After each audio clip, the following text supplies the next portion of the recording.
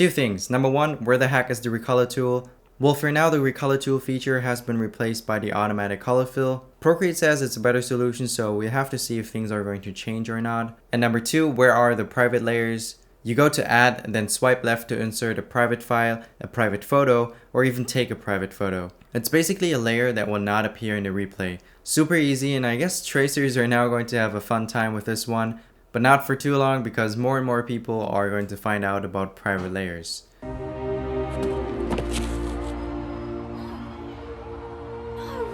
And since I always do tips and tricks videos after a big update, here are 5 more quick ones. I'm sure everyone knows how to select the content of a layer, and let's just say you have something that covers the entire canvas. Well, if you resize it now, obviously the content of the layer will be affected, but if you tap and hold the selection icon, this time only the canvas will be affected, which you sometimes need in order to snap out and see the entire canvas size.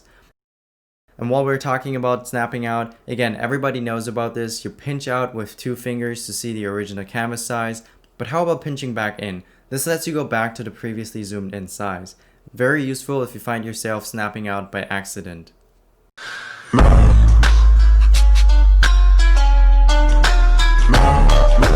Now the next 2 are based on a lot of Apple's own system mechanics. You can tap to select a project or tap and swipe to quickly select multiple ones, just like how you would in the Photos app, for example. Then you can also move multiple projects at once by holding with 1 finger and tapping with another. Again, just like how you would on your home screen to move multiple apps. And speaking of system mechanics, you can turn off the scribble feature if you prefer to use your keyboard. I mentioned it in my last Procreate 5X review video, but for me it just kind of gets in the way, so I'm going to turn this feature off. Shout out to Sydney for commenting on my last video and letting me know. I appreciate you.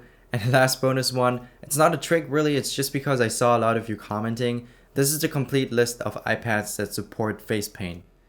And yeah, that's all. I'm just going to leave this here.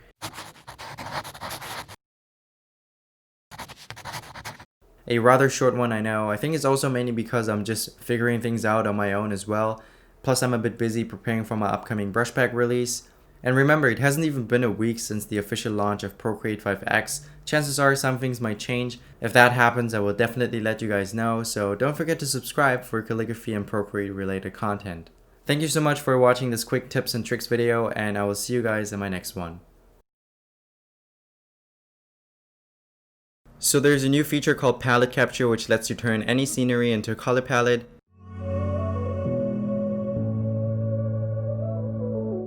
Alrighty, say hi to the camera. 둘, 셋. And as you can see, there is a palette up at the top which you can now use to fill in your calligraphy works. Just drag and drop straight from the palette and you're good to go. Thanks for watching, and don't forget to check out the YouTube video.